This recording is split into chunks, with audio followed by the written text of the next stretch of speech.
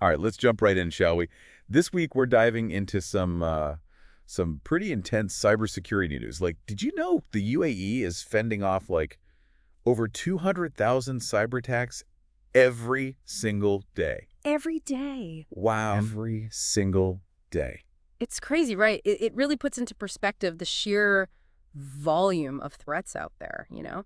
And what's even more concerning is that a lot of these attacks, like a huge percentage, are aimed right at government institutions. So it's not just random hackers messing around. No, no, this is targeted, sophisticated stuff. They're going after the heart of a nation's infrastructure, which, I mean, that's scary stuff. Definitely a wake-up call for everyone, right? Yeah. Not just the UAE. So consider this your deep dive briefing. We'll unpack the latest cybersecurity news, with expert insights, analysis, the whole 9 yards. We'll try to make sense of it all. Exactly.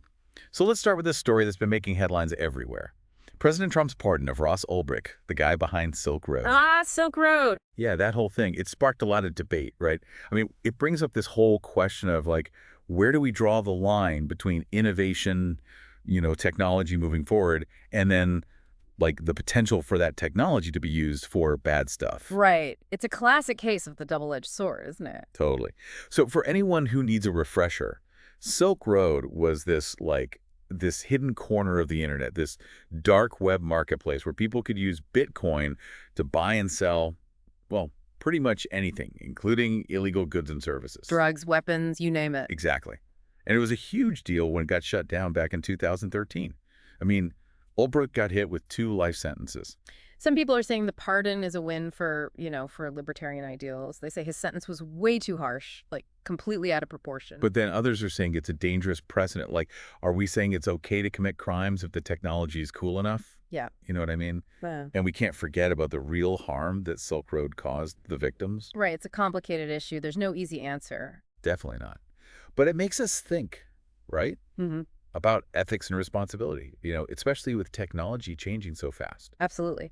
And the role of cryptocurrency. Like, Bitcoin was at the heart of Silk Road. It makes you wonder, where's all this headed? Good point. Yeah. I mean, cryptocurrency is becoming more mainstream every day. So how do we balance that with, preventing it from being used for illegal activities? It's something policymakers, lawmakers, tech leaders, they're all wrestling with this. Big questions, for sure. All right, so moving on. Let's talk about something else that's got people talking. Surveillance pricing. The FTC is not happy about this one. Surveillance pricing. Yeah, like how companies use your data to, like, tailor prices for stuff you buy. Interesting. It's kind of creepy when you think about it, right? Like algorithms, analyzing where you are, what you've been browsing online, even how you move your mouse, all to figure out how much to charge you. So, like, if I'm, let's say, shopping for a new laptop. They might check up the price because they know you're desperate for a new one. Exactly. Or let's say you're expecting a baby. Oh man, they'll get you on diapers and all that baby stuff. Exactly. The possibilities are endless and, honestly, a little unsettling. Right. And the FTC, they're worried about this leading to unfair pricing. Like, what if they start targeting vulnerable people, Yeah. people who might not be as savvy or have as much money? That's a valid concern, especially with these big companies sitting on mountains of data. It's like, where's the line between using data to improve the customer experience and using it to manipulate people? Yeah, it's tricky. And then there's the whole issue of transparency and control. Like, do people even know this is happening? Do they have a say in how their data is being used? We need more transparency, for sure. Consumers need to know what's going on and have more control over their data. Absolutely. Okay, so let's shift gears now and talk about some real-world cyber attacks. We already mentioned the UAE, right? They're dealing with an insane number of attacks every day. Yeah, over 200,000. It's mind-boggling. And it's not just the number, it's how sophisticated these attacks are getting. Like, officials are saying, we haven't seen anything yet. They're predicting attackers are going to start using AI even more, to make their attacks more effective and harder to stop. AI is a game changer, both for the good guys and the bad guys. Speaking of which, let's talk about AT&T. They got hit pretty hard recently. That was a bad one. Hackers stole call and text log data from FBI agents. Yeah, that's serious. That's not just your average data breach. No, this is national security stuff.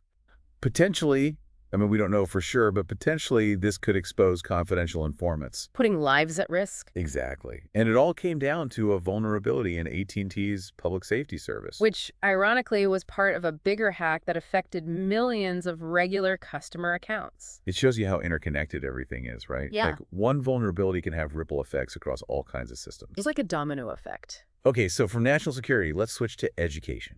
Remember PowerSchool? Yeah, the big ed tech company. They got breached too. And it's a big deal because we're talking about sensitive information on students and staff, like names, addresses, birth dates, even medical records and custody arrangements in some cases. That's a lot of very personal information. Right. And, people are pretty upset, especially the families of the students. PowerSchool hasn't really handled this well. Yeah, their communication has been vague, and they haven't offered any kind of compensation for the people affected. Not a good look. It's a reminder that transparency and accountability are crucial, especially when you're dealing with this kind of sensitive data. Absolutely. You mess up, you own up to it, you take care of the people affected. Okay, so last but not least, let's talk about Rostelecom, the main telecommunications provider in Russia. They also got hit with a breach. Hackers went after one of their contractors, the one that handles their website and I think their procurement portal. Yep, and they got away with thousands of email addresses and phone numbers. Now, Rostelecom is saying no sensitive data was compromised, but still, it's not good. Not good at all. And it highlights another important point: supply chain security. Hackers love to go after the weakest link, Absolutely. It's often easier to compromise a smaller vendor or contractor than to go directly after a big company with strong defenses. Like sneaking in through the back door. Exactly. And once they're in, they can use that access to get to their real target. We've seen this before with attacks like the SolarWinds breach, which was a massive wake-up call for a lot of organizations. Definitely. It shows you can't just focus on protecting your own systems. You need to be thinking about your entire supply chain. Your partners, your vendors, everyone you work with. It's a team effort. Okay, so before we move on, I want to talk about a study that caught my eye. It's about trust and AI, which might seem kind of random, but it's actually really relevant to cybersecurity. Oh, this sounds interesting. So this study identified 4 different types of trust people have in AI. Yeah. Full trust, complete distrust, uncomfortable trust, and blind trust. And they looked at how each of these affects how people use AI systems. Fascinating. Right. What's really interesting is that, distrust can actually make AI less effective. Like, if you don't trust an AI system, you might mess with the data it's using or not give it all the information it needs. Which then leads to bad results, which makes you trust it even less. Exactly. It creates this vicious cycle. And this is a big deal for cybersecurity because more and more security tools are using AI. Right. If people don't trust the tools, they're not going to use them properly, which leaves everyone more vulnerable. Exactly. So if we want AI to help us with security, we need to build systems that are transparent and accountable, systems that people can actually trust. Trust is the foundation of everything, isn't it? Especially when it comes to security. All right, so we've covered a lot of ground in this first segment. We've talked about the delicate balance between innovation and responsibility, the ethical dilemmas posed by emerging technologies like cryptocurrency and AI, and the alarming trend of increasingly sophisticated cyber attacks targeting everyone from governments to corporations to schools. It's a lot to take in. It is, and we're not done yet. In the next segment, we'll delve even deeper into the evolving threat landscape and explore how artificial intelligence is shaping both the offense and defense in the cyber arena. We'll also unpack some practical strategies for building a more resilient and secure organization, so stay tuned. We'll be back in a moment. Welcome back, everyone. Let's dive back into this wild world of cybersecurity news. All right, so where were we? Oh, yeah, the UAE facing those, 200,000 cyber attacks every single day. It's a constant bombardment, really. A good reminder that no one is immune, Governments, businesses, individuals, everyone's a potential target. And it's not just the quantity, right? It's the quality, the sophistication of these attacks. And we talked about how AI is playing a bigger and bigger role in that. Yeah, AI is like this double-edged sword. In the right hands, it can be a powerful tool for defense. Like, it can analyze tons of data, spot patterns, detect threats way faster than a human ever could. So it's like having a super-powered security guard. Kind of, yeah. But the problem is the bad guys, they have access to AI too. Right, so they're using it to, make their attacks even sneakier and more effective. Exactly. We're already seeing AI being used to create, super convincing phishing emails that can trick even the most careful people. Oh, man, those are the worst. And it can go even further, like using AI to create deep fakes, those realistic fake videos. Imagine that being used for social engineering attacks. Oh, that's scary. It is. And AI can also automate the whole process of finding and exploiting vulnerabilities, which means attacks can happen faster and on a much larger scale. So basically, the bad guys are using AI to become, like, super hackers. Pretty much. And it's a huge challenge for defenders. Like traditional security approaches, they're just not enough anymore. So what can organizations do? Like, how do you even begin to defend against that kind of firepower? Well, it still starts with the basics, strong passwords, keeping software up to date, training employees to spot phishing attempts. Those things are still crucial. So the boring stuff still matters. Always. But we also need to be investing in AI-powered security tools. It's like fighting fire with fire. Right, using AI to defend against AI. That makes sense. Exactly. These tools can analyze huge amounts of data, look for anomalies, identify threats that would slip past traditional security systems. So it's like having an AI security guard to go up against those AI super hackers. You got it. But technology is only part of the solution. We also need to focus on the human element. Right, because people make mistakes, click on bad links, fall for scams. Exactly. That's why security awareness training is so important. But it has to be engaging, not just some boring lecture that people tune out. Yeah, no one wants to sit through a PowerPoint presentation on cybersecurity. Right. It needs to be relevant to people's jobs, interactive, and it has to empower them to be proactive, to spot and report suspicious activity without feeling like they're going to get in trouble. So it's about creating a culture where security is everyone's responsibility, not just the IT department's problem. Exactly. Now let's talk about supply chain attacks. Those are becoming increasingly common. We saw that with the Rostelecom breach, where hackers went after one of their contractors. Yeah, that's like sneaking in through the back door, right? Precisely. Attackers know that it's often easier to compromise a smaller company with weaker security than to go directly after a big target. And once they're in, they can use that access to move laterally and eventually get to their real target. Like that SolarWinds attack a few years ago, that was a major example of a supply chain attack. That was a big one. It showed how even sophisticated organizations can be vulnerable if their supply chain isn't secure. So what can companies do to protect themselves? First, you need to know who's in your supply chain, every vendor, every partner, and then you need to assess their security practices. Make sure they have strong controls in place, that they're compliant with regulations. So it's about due diligence, really. Don't just trust that your vendors are secure, verify it. Exactly. And you can include security requirements in your contracts with vendors, conduct audits, things like that. And of course, have a plan in place for what to do if a vendor is compromised. Right, so it's about proactive risk management and having a plan B. And collaboration is important too, right? Sharing information about threats and vulnerabilities. Absolutely. The more we work together, the stronger our collective defenses will be. Now, all of this ties into a concept called zero trust, which is becoming increasingly important in cybersecurity. Zero trust. So like trust no one. Well, not exactly. It's more like trust but verify. The idea is that you can't assume that any user or device is trustworthy, even if it's inside your network. So it's kind of like always being on high alert. In a way, yes. Every access request, every connection needs to be verified. And that's especially important now because the traditional network perimeter has become so blurry with cloud computing, remote work, all of that. So it's like the old castle and moat security model doesn't really work anymore. Right. Zero trust is a more modern approach. It focuses on verifying identities, making sure people only have access to what they need, and constantly monitoring for suspicious activity. Sounds like a big change for a lot of organizations. It is. It requires a shift in mindset, new technologies, and a commitment from leadership.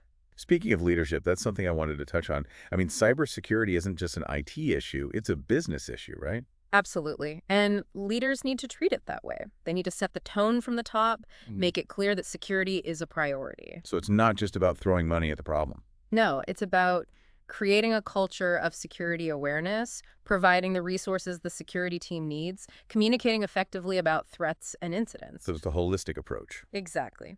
And one more thing before we move on, collaboration is key. No one can do this alone. Right, we're all in this together. Exactly. Sharing information about threats, best practices, all of that is crucial. The more we work together, the stronger our collective defenses will be. All right, welcome back to the final stretch of our deep dive.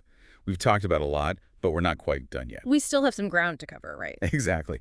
This time, let's focus on some key strategies, some things organizations can actually do to make themselves more secure and more resilient. Yeah, let's get practical. Right. So first up, let's talk about investing in your people. That's always a good place to start. Right. I mean, people are like the front line, when it comes to security. Yeah, your employees, they can be your strongest asset or your weakest link. Exactly. So how do you attract and keep good cybersecurity talent? Because everyone's talking about this cybersecurity skills gap, right? Like there aren't enough qualified people to fill all the jobs. Yeah, it's a real problem. Salaries are going up, competition is fierce, Yeah. and the demands of the job are, well, they're pretty intense. So what's the solution? Well, you got to make your organization a place where people want to work. Offer competitive pay and benefits, of course, but it goes beyond that. Provide opportunities for professional development, for training, for growth. Create a culture where people feel valued, where they can learn and advance. Makes sense. And it's not just about attracting new talent, right? It's also about developing the skills of your existing employees. Absolutely. The threat landscape is constantly evolving, so everyone needs to be constantly learning. Cybersecurity is not a one-and-done kind of thing. Right. It's like a lifelong learning thing. Exactly. Encourage your employees to get certified, to attend conferences, to take online courses, invest in their development. Invest in your people. Got it. Mm-hmm. But it's also about going beyond the IT department, right? Everyone in the organization needs to be aware of security risks. 100%. You need to build a culture of security awareness, make it part of the DNA of your organization. Easier said than done, I imagine. How do you actually do that? Well, security awareness training is key, but it can't be boring. It has to be engaging, relevant to people's jobs, interactive. Use real-world examples, make it fun, make it memorable.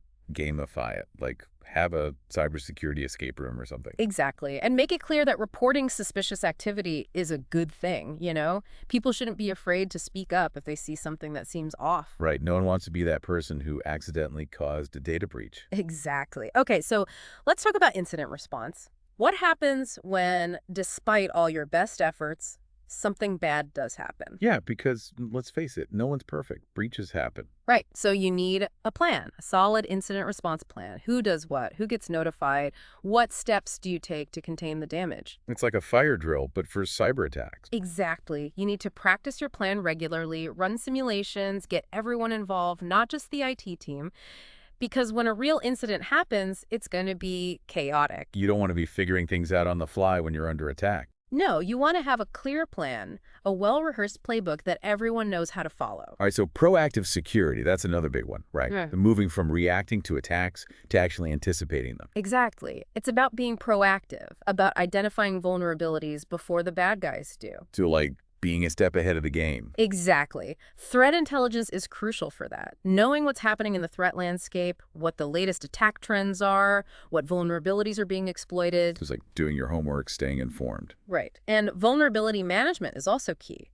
Regularly scanning your systems for known weaknesses, prioritizing patching based on risk. Fix the holes before someone tries to crawl through them. Exactly.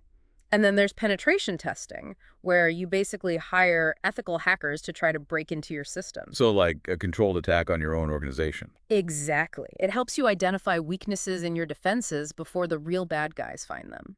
Makes sense. Okay, so we've covered a lot of ground here, from attracting and developing talent to building a culture of security awareness to incident response and proactive security. It's a lot to take in, but it's all important. Absolutely. And I think the key takeaway here is that cybersecurity is not a one-time thing. It's an ongoing process. It's a journey, not a destination. Exactly. The threat landscape is constantly changing, so you have to be adaptable, resilient, and always learning. And you can't do it alone. Collaboration is essential. Right. Sharing information, best practices, learning from each other's experiences, we're all in this together. Absolutely. So stay vigilant, stay informed, and stay ahead of the game. And remember, CybersecurityHQ is your go-to resource for all things cybersecurity. We're here to help you navigate this complex world and stay one step ahead of the bad guys. CybersecurityHQ, your hub for jobs, reports, news, and a newsletter read by 70,000 plus professionals weekly.